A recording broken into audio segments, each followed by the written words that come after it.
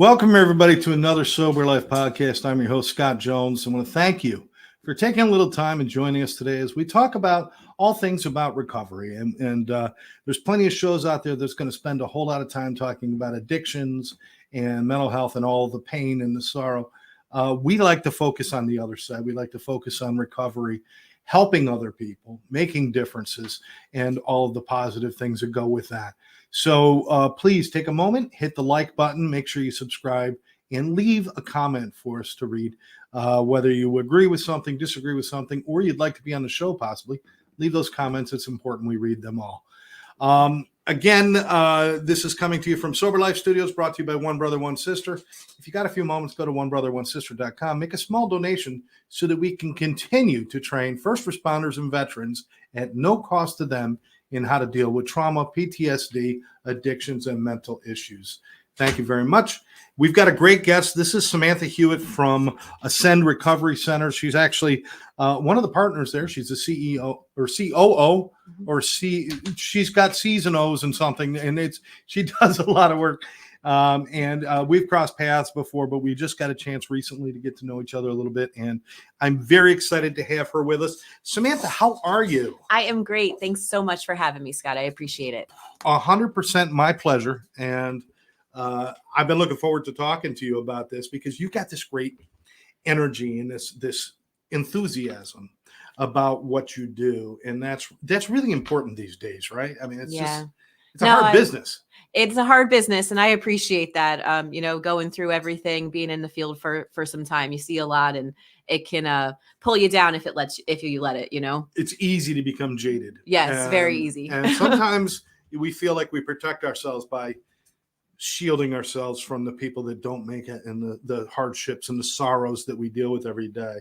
But if you pull back your heart during the hard times, you can't extend it during the good stuff. So you got to do both, right? Yep, absolutely. So you started your life. Is this what you wanted to do with your life? What did you? I always ask people, because most people when their kids don't, they play cowboys and Indians, cops and robbers. Nobody plays rehab. Right. What was your path to get to this? Yeah, I mean, no, I definitely did not think that I was going to be involved in a behavioral health space whatsoever. When I was young, I had my own passive addiction and my own struggles growing up. I got into the wrong crowd when I was young, and that introduced me to a lot of harder drugs very quickly in an early age. But I was blessed and grateful that that did happen that way, because I was able to find recovery at an early age. I turned 21. I moved to Florida, and I've been down here ever since in recovery. Wow. Well, was it hard to grasp onto it at 21? Because we see a lot of people being in the business. Yeah. We see a lot of people, they take their first attempt, but 21 is a very formative age, and there's a lot of things going on. It's hard to be focused on recovery. What was the key for you to succeed? The biggest thing for me was when I moved down here, I'll go back to, hey, was this what you wanted to do? When I came into recovery, I didn't have a life yet that I was able to even build to lose, right? So it was my opportunity when I came down here, was like, okay, this is my chance to actually build the life that I always thought that I wanted, or had that opportunity, right? Like, I moved places, got out of my area that I was in. I do believe that sometimes that's needed depending on the person. Where are you from originally? I'm from New Jersey originally. What part? Monmouth County. Oh, okay. Yeah. Cumberland County. Oh, awesome. 20 years in we Cumberland. were neighbors. we were Eagles or Giants fan? I was a Giants fan. All right, so the show's over. Bye guys. I have a lot of people that work with me that are Eagles fans, so they'll be very upset. You were right in that border where people went either way. So. It was either way. All right, so you came down here, and you're kind of a blank slate. Yeah. Yep. Brand but that new. That could count against you too, because a lot of them are blank slates. Yeah. They're like, because they have nothing to lose, they really don't grasp onto anything. Right. So my big thing is finding a purpose. So like for me, when I came down here, I was super young, totally lost, had absolutely nothing, like a bag of my clothes. I lived in a halfway house for 9 months, just was figuring out life. But the biggest thing for me was having an open mind when I was down here, and I found purpose and things that I enjoyed doing. Like, my biggest thing for me is like actually enjoying your life, right? I didn't want to, like, I was 21 And I was like, that's when the party starts for a lot of people. Right. You know, like this is your early 20s. You're supposed to enjoy your 20s and all these things and all the things you lost out on. My mind was, I've already did so many things prior to that I was pretty beat up at that point that I didn't feel like I was losing out on any of the fun. Like I found my own fun with people that were in recovery. So you took on the recovery party. That's what I did. Yeah.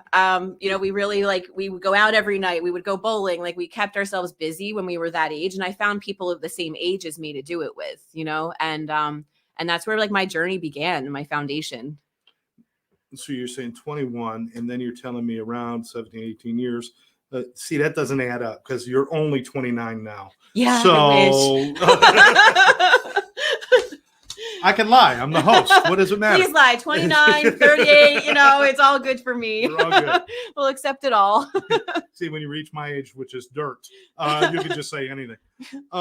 Really, what you're saying is it's interesting to me because it's not something you hear very often, which you went back to it like 3 times. Fun. Mm-hmm. Without that, could you have done it? Without having fun, could you have done it? I think anybody can do anything that we want to, right? And if we follow the programs that are put in place, right? I mean, I'm asking for a crystal ball. Do I think that it would have been harder? Yes. Yeah. If I think that if I kept my wall up of not letting people in and like actually giving it a true try, yes, I think it would have been a lot harder and maybe I wouldn't have made it, you know? Because it's something I think is missing. Mm-hmm. Back then and even until now in many treatment settings, and whether you're dealing with mental health or you're dealing with addictions, is that if you don't build something that you really enjoy, why would you keep it? 100%. And there's so many people that are still like, you know, it's hard every day and you might drink tomorrow and this is a tough life and all that. Mm-hmm. Who's attracted to that? You know, I was a slave to alcohol and drugs. I don't want to be a slave to anything else. Yep. I want to celebrate stuff.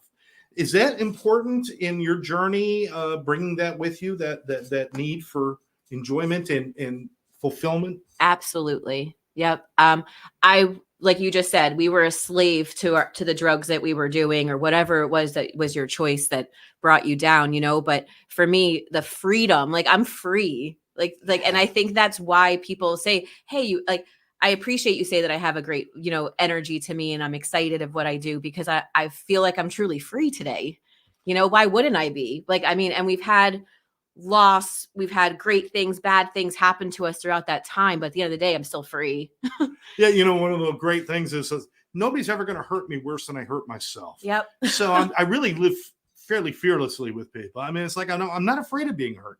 I've already done all the damage that can be done. Mm-hmm. Let's just be free. I love that freedom. Right away, you're grabbing onto that, which is great. Mm-hmm. You're young. You're driven to your recovery. Did you know you wanted to help others at that time, or did that take time to develop for you? It was rather quickly, but I wasn't sure. Right. I mean, being that age, you know, I'm like, okay, now I have an opportunity to pick what I want to do for a living. Right. So at that point, there wasn't that many resources yet in South Florida. It was the earlier ages of the actual behavioral health industry in our area. Right. Which was a whole different thing. Because you're so damn old. Oh my God. Yeah. But, you know, so it was okay. Right, you're right. There was, you know, a handful of facilities out there. I had an opportunity to start working at one. I said, that makes sense for me right now. Right. I viewed it as more of just a job at that point. I was going to school, trying to better my education, you know, having those opportunities was great. And then once I started, I realized that this was my home. You know, it lit you up, right? Yeah. And like being able to see people actually grasp onto it and like call back. It took probably about 6 months to a year of actually working in this industry to see people that reach back out and say, hey, I remember when you were there, you know, and saying, hey, thank you. Like they actually got it. That's what we're here for, you know? I understand that because it's like, I'm not one of those people that looks and sees miracles everywhere. But I have been exposed to so many miracles by being a part of people's recovery and just watching them change and seeing those moments when the light comes on. Is there anything better than that? No. That is so cool. You were in treatment and you're getting sober. at a time when South Florida was not ideal for the recovery industry. We're going to be honest about it. There was a lot of bad players, a lot of chicanery going on for several years. Were you exposed to any of that, and did you see some of that? So not without calling out names. And no, absolutely. Let's get them, guys. So in the beginning That's stages, the next show. I actually gained a lot of my experience from a larger facility that's no longer around. Okay. When they first were there, everything was great. I learned everything, what to do and what not to do, and then a little bit in between too from everybody there. Sure. I was blessed to be taught from some of the best clinicians in South Florida at that same time that worked there. Right. And they really took me under their wing. And they're just the people that like showed me that treatment is good. We help people, and people actually, come back and say, hey, this is what I remember from your facility or from your group. And this is why we do the things we do. I wasn't directly like exposed to anything, bad play or anything like that in those times, Right. Thankfully, which I'm grateful for. But I truly definitely got to see from afar different things that just didn't make sense for what we were doing. And as you grew in the industry, were you starting to say, things need to be better, things need to change? Did you start to pick up kind of the sword and the shield and say, we got to go do this right? Yeah. So I worked at the same facility from like right at the end of 2007 to 2015. So, I started as a behavioral health tech and made myself, way up there to, being the administrator for the facility, really learned my way through every nook and cranny.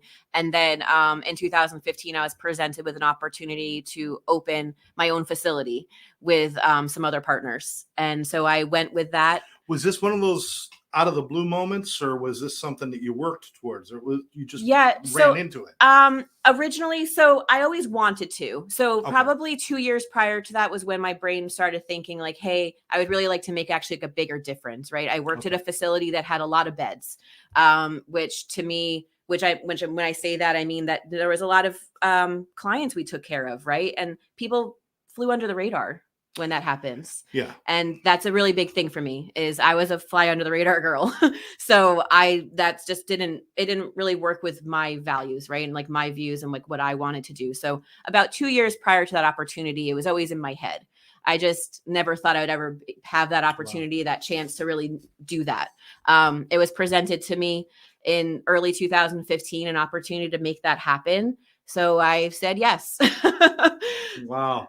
Even if you just knew it was the right thing. Yeah. Yep. I just felt it. I saw at that point, 2015 was when a lot of things were coming to light just in general in the industry, where I really wanted to make sure that who I was partnered with and aligned with were in the same alignment with me, right? With our values, we were doing the right thing. We were showing up for our clients every day. So it just all clicked. Yeah. You were starting to see a lot of crash and burns starting to happen around that time. Yeah, absolutely. And, yeah. And you said, let me go knee deep. Let me just do it.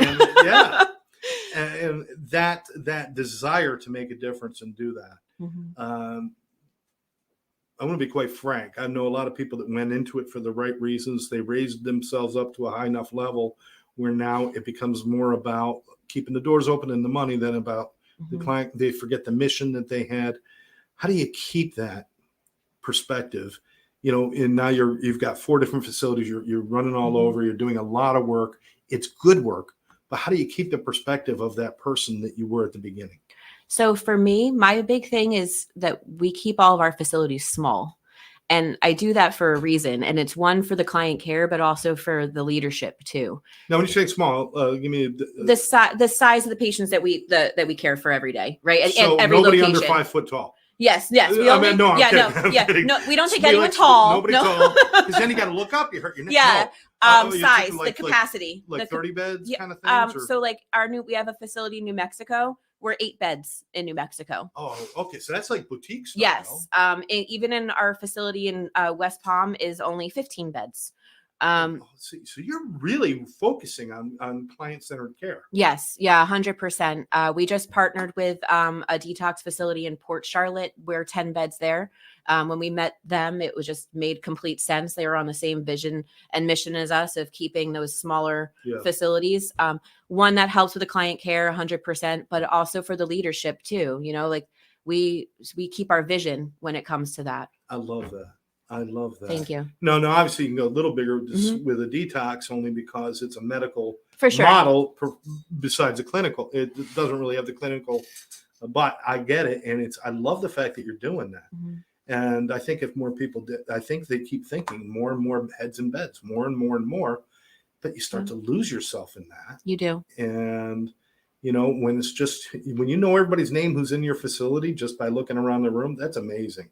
It's a big difference, and we value that. I mean, we, even my facility prior to this one, we never got too big there, right? Like I always wanted to make sure I knew everybody, knew the staff, like knew who was caring for the people when I can't too, I mean, that's our team. We can't do anything alone, right?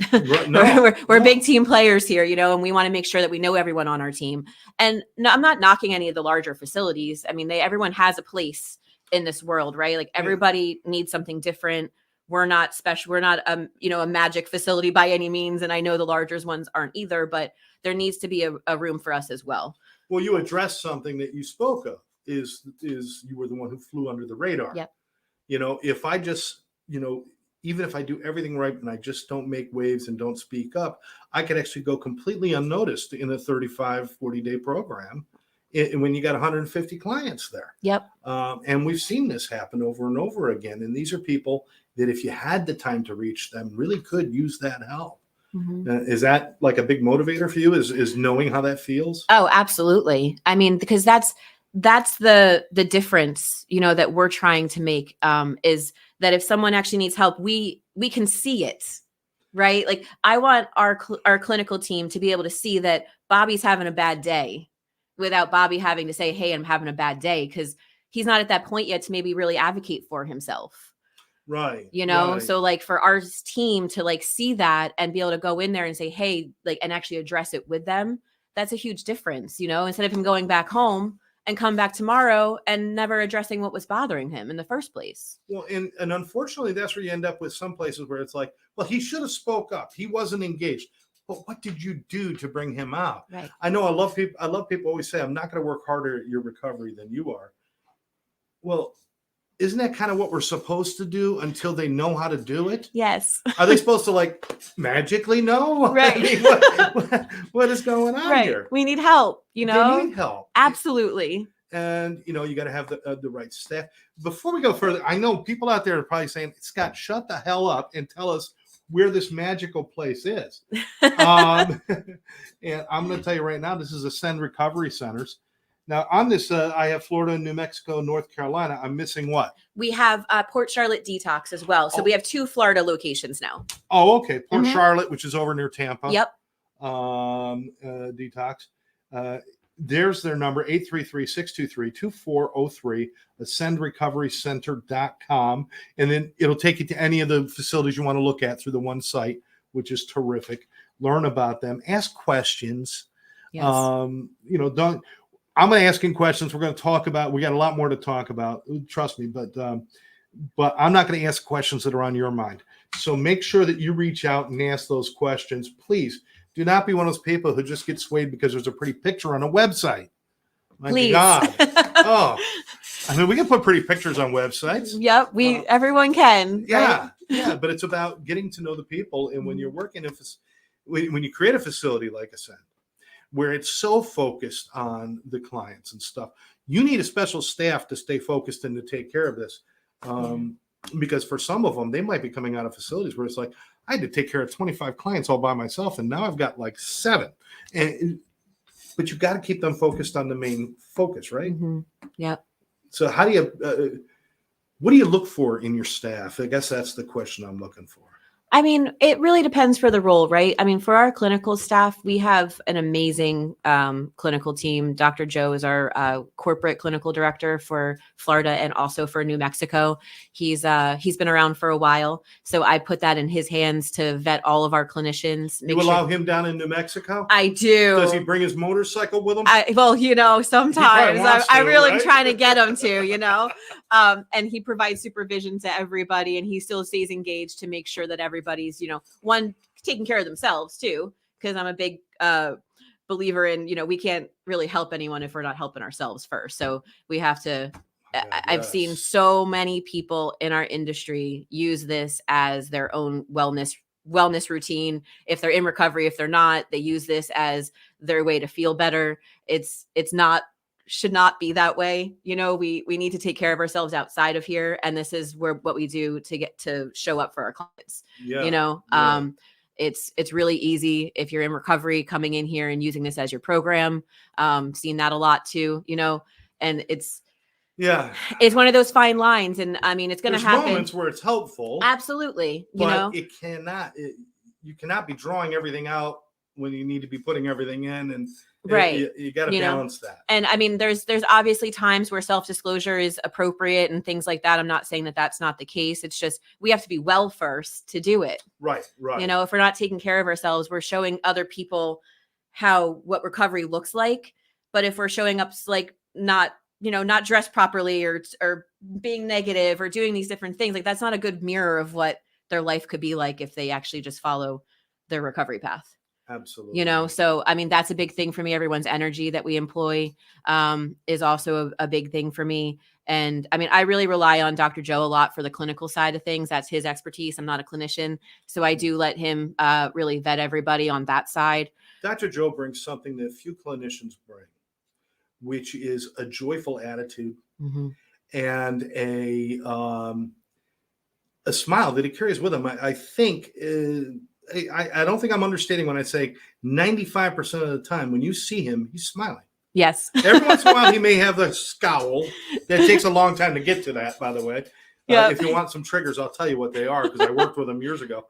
But a little secret, I'll write it on your hand later. Please. Call him this. No. But he carries that with him. So I'm sure he makes his staff say, listen, if you're not joyful here, it's not going to help, right? Yeah, absolutely. That's fantastic. Now, so 11 years ago, 10 years ago, you start into the business. We'll say 10 years because the first year you're trying to build something. You have no idea what you're doing, and everybody's kind of running around. Yep. But for the last 10 years, you've been running a facility, building new facilities, building programs, seeing clients. Are we heading in the right direction? Because I mean, addiction has changed over the years from when back in the day when you used, which was like 10 minutes. You're too young. It's driving me nuts. But from back then to now, the drugs that were on the streets when you were young and the attitude about drugs when you were young to where they are today, the streets are getting progressively worse. Yep. The addictions are getting progressively worse. The mental health is getting progressively worse. It's becoming more violent. Are we keeping up with it in the treatment industry? I mean, I would love to say that's a tough question. It is. It's a tough question. I mean, I think we have made bounds and strides towards it in the last 10, 15 years, better than it was. Absolutely. Certainly. Are we keeping up with the progression of the disease? I don't think so. No. I mean, the dangerous side of our disease now is beyond what it ever was. I mean, 17 years ago, I probably wouldn't be here if the same drugs were on the street now than they were back then.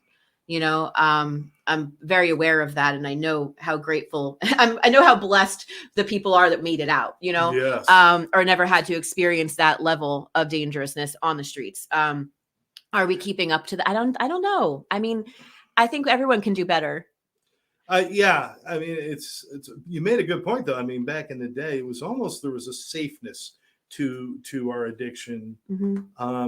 Even look back at the beginning of like the 12-step programs, and there's a part in the AA text that people follow where it says, if you're not convinced, try some controlled drinking. Could you imagine telling somebody today, no way, all right, well, why don't you go out and use for the weekend and then decide? Right.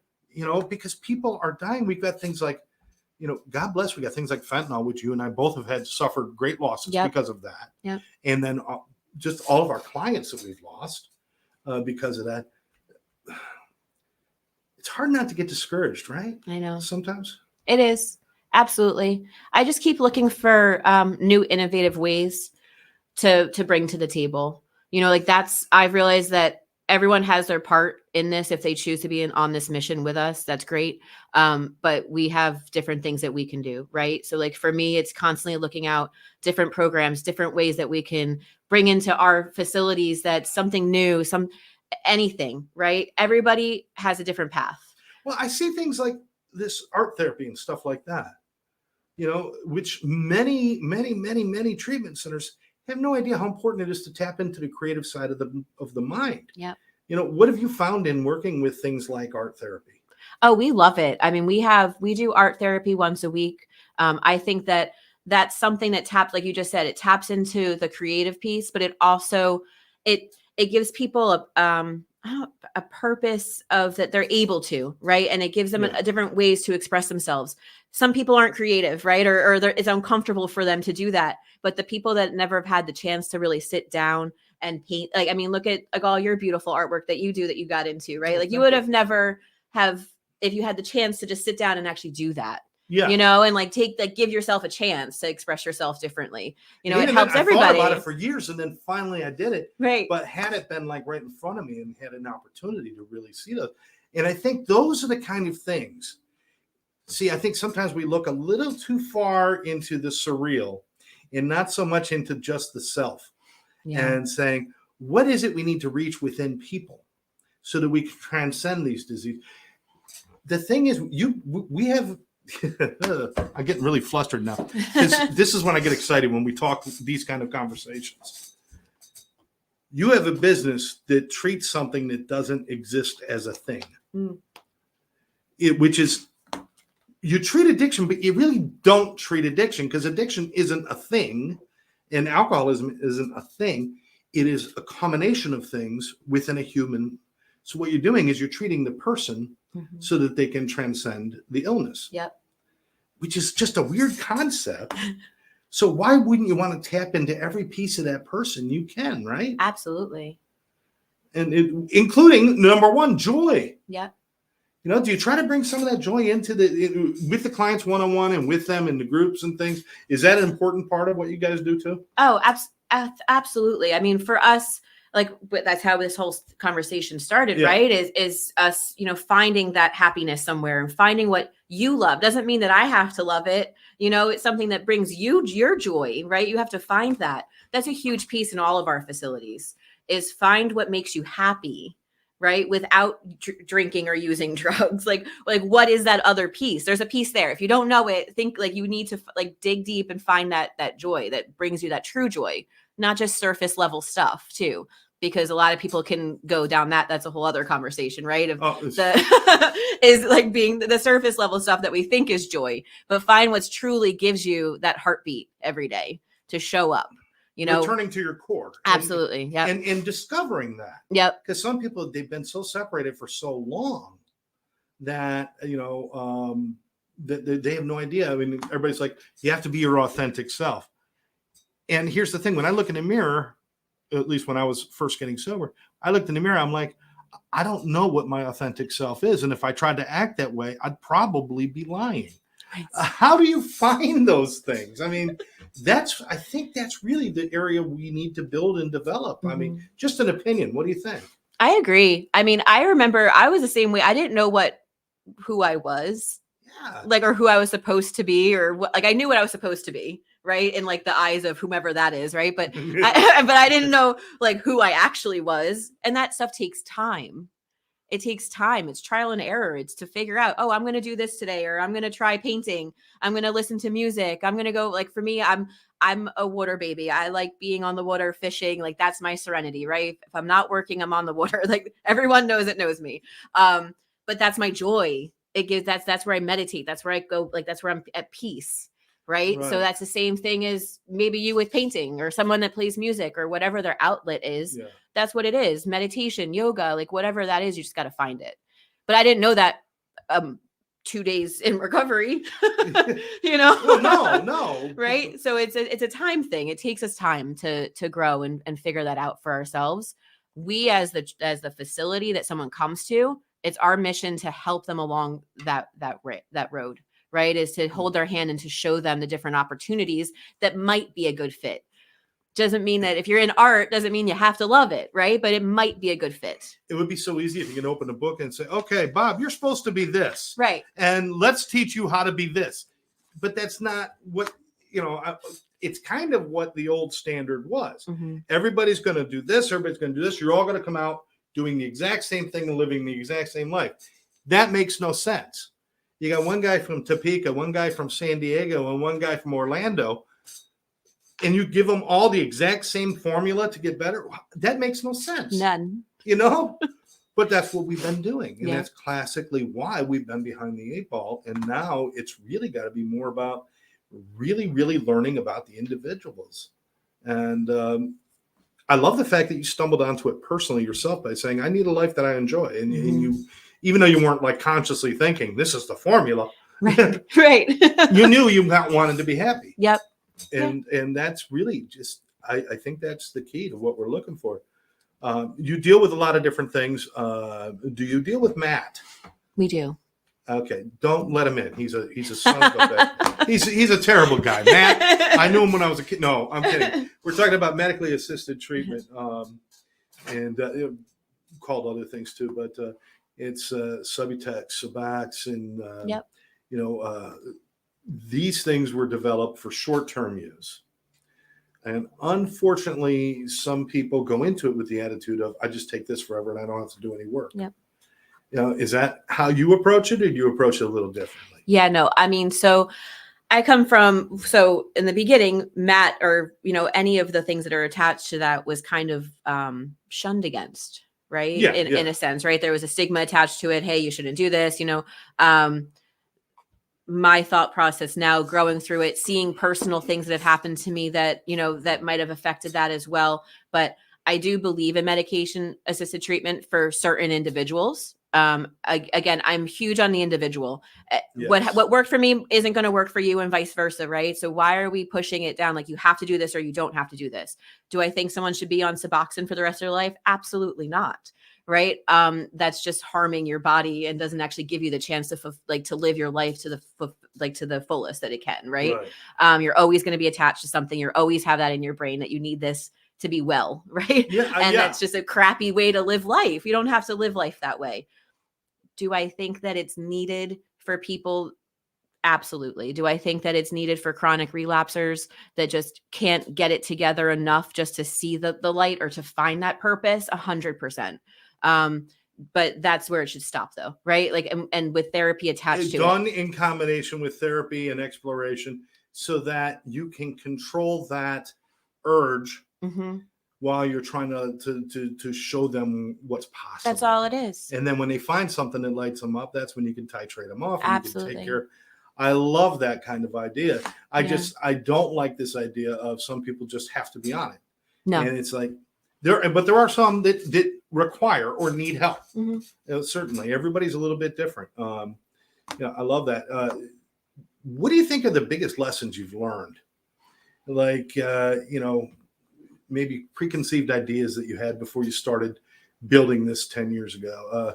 What are the lessons you've learned? I think when I first started, I did have more of a cookie cutter view on just how treatment was supposed to be and what services were supposed to be. There wasn't, I guess there was some innovative stuff then as well, but nowhere near where it is now, more open to talk about different paths of treatment and things like that. But it was just, this is what everyone's supposed to do.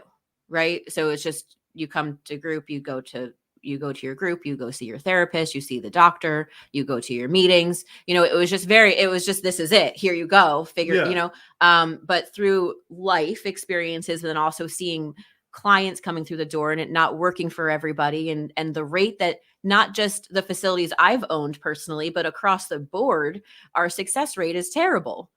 Right. And so we have to look at if everybody's doing this and giving everybody the same formula, then something's got to change. Right. So I think for me, one of my big lessons was being willing to go against the grain and not caring what others would think about our views. Right. And knowing that if we're providing good care and providing true individualized care, that we'll see better results.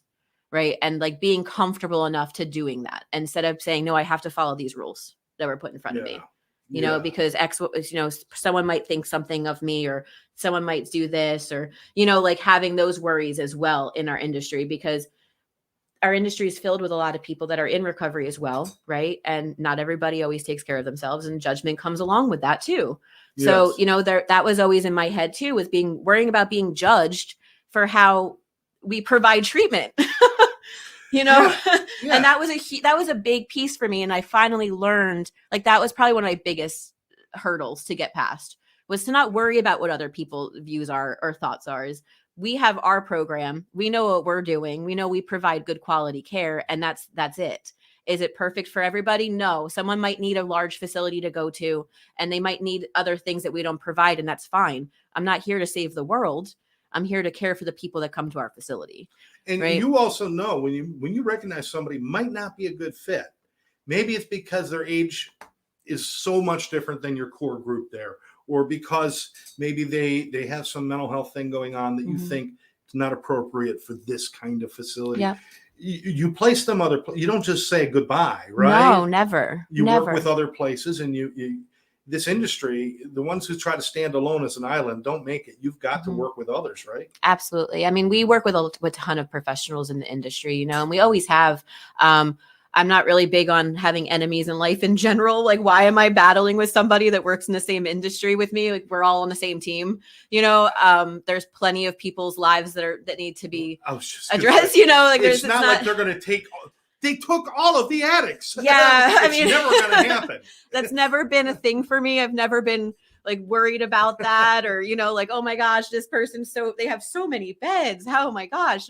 No, there's so many people that struggle on a daily basis that I'm not worried about competition. Like, that word doesn't even exist in my life. Like, I want to work with you, you know, and because if I can't help someone, maybe you can.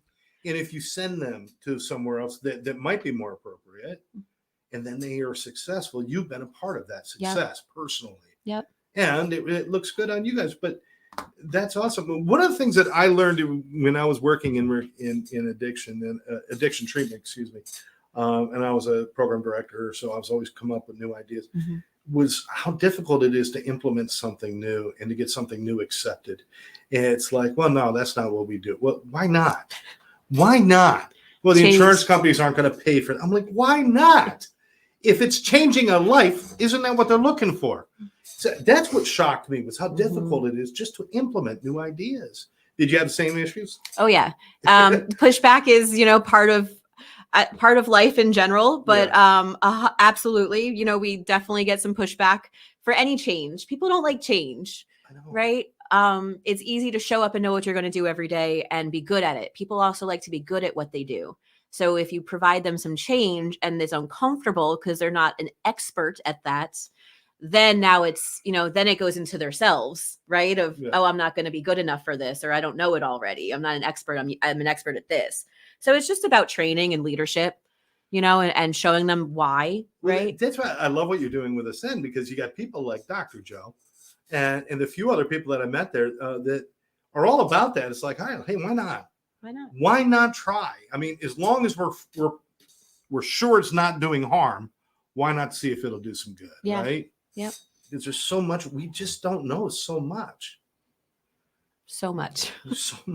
Which is scary in its own thing, right? I mean, like you said, like, are we behind the 8 ball of where we need to be? You know, there should absolutely be some more research done on in our world, you know, and I think that we're getting to those points. I think every year we get closer, you know, and more of the stigma, I guess you could call it, you know, goes away, or it's addressed. You know, there's more people talking about it, which will give us more attention to have the research that we need, you know, like all of that goes all hand in hand together. But bringing it down to the core of saying, hey, we're implementing these actual specific things, you know, that's the struggle per se. And maybe that's why not everyone wants to do it, because it's harder. Yeah. And it's not accepted. I mean, people just, you know, we can bring back electroshock if you want. I mean, I know there's still a place in Princeton, New Jersey that still does it. No way. Yeah. Wow. Yeah. My wife is actually in there. And that was fun visiting day, let me tell you. I bet. There's a lot of drooling and moaning. Oh, man. But everybody wants a panacea. Do you notice that everybody, I got a pill. It'll cure your alcoholism, cure drug addiction, cure this. Everybody wants a panacea. What we need is a process to discover more about individuals. Yeah. And I think that's where we need to perfect things, is to look for those processes where we can more easily get into the core of a human, as opposed to just say, take a pill and you're going to be all right. Right. Or go to this group and you're going to be fine. But you guys are doing that work. I am so happy for you guys. Thank you. How proud are you of what you built? I'm super proud. I mean, this has been a mission for us. I took about a year break from the industry before opening Ascend. I thought that I needed a break, right? But it just pulled me back in deeper. I was like, I'm ready to go. How long did you make it? A full year. You did do a full year? I made a full year with no behavioral health industry. I go on vacation. I'm ready to fly back home after 2 days. I was like, no, I took my time, which was beautiful. My husband and I had a great time. We got to, travel in an RV, and we got to see some places and do stuff and do remote work. And it was a good time, but I felt like I was missing something the whole time. And coming back into the industry and having the chance to build Ascend Recovery Centers out was just been such a big blessing, and it like relit that fire. Right. And I think it's got a lot to do with the energy of seeing individuals, even if you're not working directly with them, you're building the vessel for them, and you get to see them come through the door and walk out the door and do those kind of things. And we need that. Yep. We need the validation that, hey, sometimes it works and that's enough to keep going. Right. Because there's time when you cry yourself to sleep and say, I'm not doing this shit anymore. I do it. I don't want to do this anymore. I could go back and sell Hondas. I was doing great at that. Right. I'm a used car salesman. Who would have known? Right.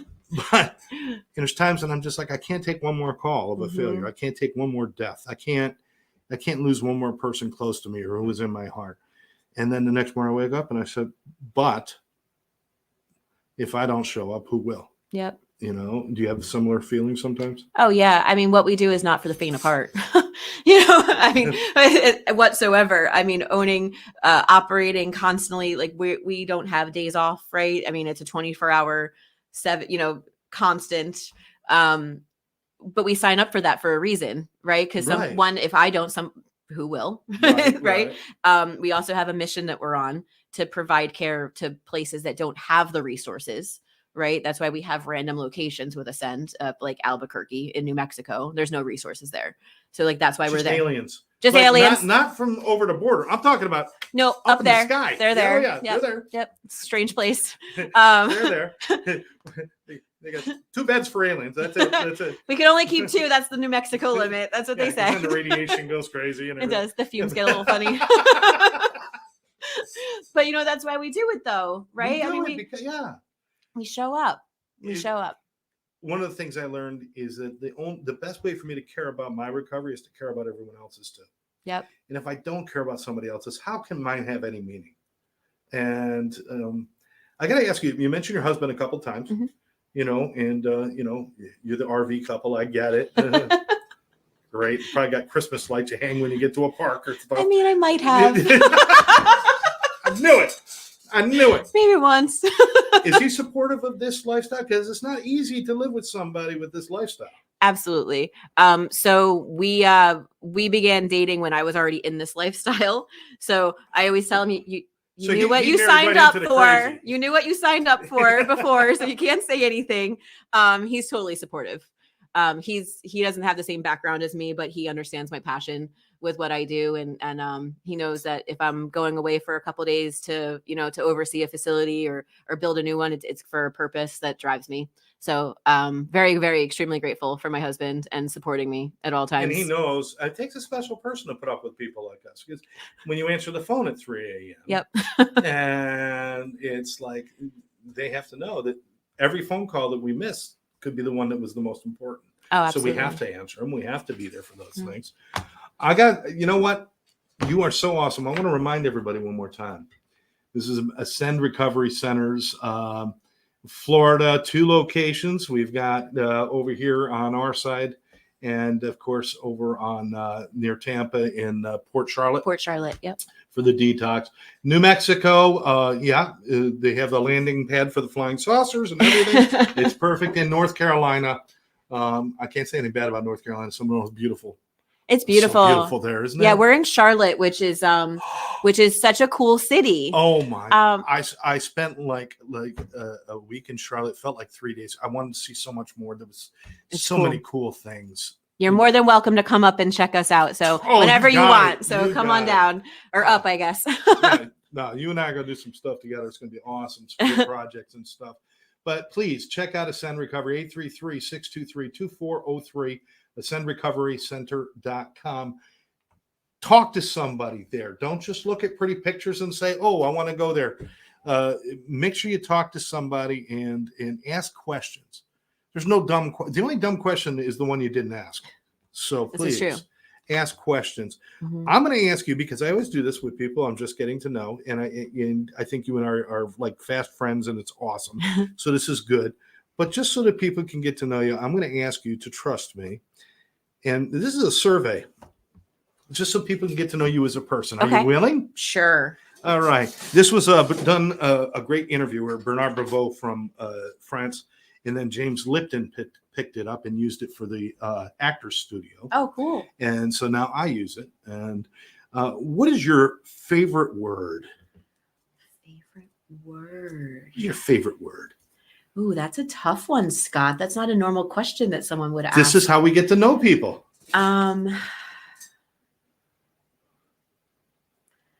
Freedom and is coming to my mind right That'll now. Work. Just go with it. And I'm going to go with that because that's what we started this off on. And that's I talk excellent. About that often. You know what? It just feels good to say it because we're saying it in the context of self. Mm-hmm. And that's different than it's not like, oh, I fought for freedom. No, right. It's like this Very is different. Real. Yeah. What's your least favorite word? What word do you hate to hear? Oh, literally. And I say it, and I hate when I hear myself say it. And it's just one of those things. Oh, the word literally? Literally. Oh, I literally hear it 100 times a day.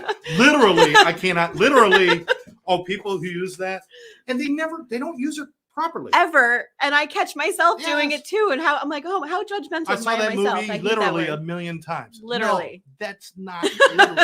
If you said literally, I've seen it 5 times. That's a believable statement. It. Yeah, you're right. You know what? It drives me nuts. What gets you excited creatively, spiritually, emotionally? What, kind of turns on your spirit? What do you like? So I am one with the water, and I said that before. Yes. And what I mean by that is it's not just like the activity. It's like when I do a lot of my meditation and everything when I am on my boat or if I'm on the beach, and that I can sit there and stare and I can get all of the creative juices going and, and have a different vision afterwards. So being around water. Yeah. That's beautiful. That's beautiful. What turns you off completely? Like emotionally, spiritually, mentally, just turns you off. Oh, I'm not a big, like super materialistic person. So when people start talking to me about like different, like the things that don't matter in my life. Right. So like for me, like I don't need like the fanciest car out there and stuff like that. And like that kind of stuff. Braggadocious stuff. Yeah. Maybe brag, like more of like a bragging thing for me. Like that just doesn't do it for me. So I kind of pass on by. Gotcha. The snooty snooters, you don't like them. Yeah. Okay. What's your favorite curse word? Ooh, probably fuck. Yeah. It works everywhere. Because it's everywhere. It's interchangeable. It really is. Just a slight inflection can mean different things. That's it. What noise do you love to hear? What noise? Do I love to hear? Ooh, love to hear. That one I have to think on. I don't know. I know what to I this don't day, like. I still love to hear ice cream truck. Oh, that's a good one. I still love to hear it. That's exciting. My little kid wakes up inside me. I bet, right? It's just like I haven't run out to get one of those things because most of the time it used to be the Good Humor Man. Now they look like serial killers, all of them, right? Yeah. Beat up ratty van, and the guys are kind of like they're a little sketchy. T-shirt never been washed, right? But I still love to hear that. But okay, so you don't have anything. Nothing coming to mind. How about the sound of crashing waves? Oh, Is that's that a nice. sound you love Yeah, to hear? that is something I do like to hear. Is there a sound or a noise you hate to hear? Yes. What? I can't do this, the screeching, the No, the like chalkboard. the chalkboard. No. That and this what's worse though is the styrofoam for me. For some My reason. daughter's like that. I just can't do it. Yeah. Can't do it. Oh, the fork on the plate. Oh. You ever get that? Oh. Oh, yeah. Yeah. Yeah. Yeah. I'm actually feeling kind of bad now. The trauma. Okay, couple more questions. Just 3 more. What profession would you love to try? If you could just try something, like say, step out of your world. What do you want to try? I would love to try being an attorney. Ooh, that's a good one. It's just been always a thing for me. What profession would you never, ever, ever want to do? Well, funny because we help people. I would never want to be a nurse, which is crazy. Too many icky things? Yeah, the stuff. I can't and the stuff. The stuff. The stuff. The like stuff the that blood. comes Like out I don't that's need splayed. to deal with any of that in my life. If I got to wear a salad sneeze guard, I don't Yeah. want to do it. Okay. Last question. If heaven exists, what would you like to hear God say to you when you arrive at the pearly gate? Welcome home. Thank you so much for sharing that with us. Yeah. Thank you. So now we know a little bit more about you. I like that. Yeah. That was good. It's just something that did distract, because at the end of the day, we have to be true to ourselves. You are one of those people that exudes this, again, a positivity and a caring, and it's kind of like walking into a dark room, but there's a glow that draws you, and you're that glow. And I appreciate you for what you do. Thanks. I appreciate the people at Ascend and all the work that they're doing, and I want you to check them out. But really, I'm just, thank God I've got people like you that I can work with, that I can befriend, and that I know is out there doing the good stuff. That means a lot. Thanks so much. And I'm going to ask you to end our show. Somebody out there right now is sitting there, and maybe they're the young 21-year-old that you were, and they know things are a mess. They want to stop, but they have no idea what to do, how it's going to happen, and they're scared to death. What do you want to tell them? Just give it a chance. Give us a shot. Not just us. Just call, ask questions, get some help. If it's miserable, it's miserable, right? But give yourself that chance first. There you go. Don't be afraid. Move fearlessly. Yep. No one in this world can hurt us more than we've already hurt ourselves. And the truth is, no one's going to help us until we allow it to happen. So reach out, and we will be there right here at Sober Life Studios over there at Ascend Recovery Centers. There are a lot of people out there, very much like Samantha, that have the right heart and that are doing the right things. And meet them, talk to them, and get to know them. Become part of the team. Help somebody. If you know somebody out there who's having a hard time, please reach out. Get them help. We cannot wait until tomorrow. It is too late. For Sober Life Podcast, I want to thank Samantha for being with us. Thank you so much. Thank you. I want to thank all of you for joining us. Remind you one more time, hit the like button, subscribe to the channel, share this with your friends, and please leave us a message. That is very important in our growth. We're not out there advertising. We just want word of mouth, and we just want to spread the good word about recovery and how great life can be. For Sober Life Podcast, I'm Scott Jones. Thanks for joining us. We will catch you next time.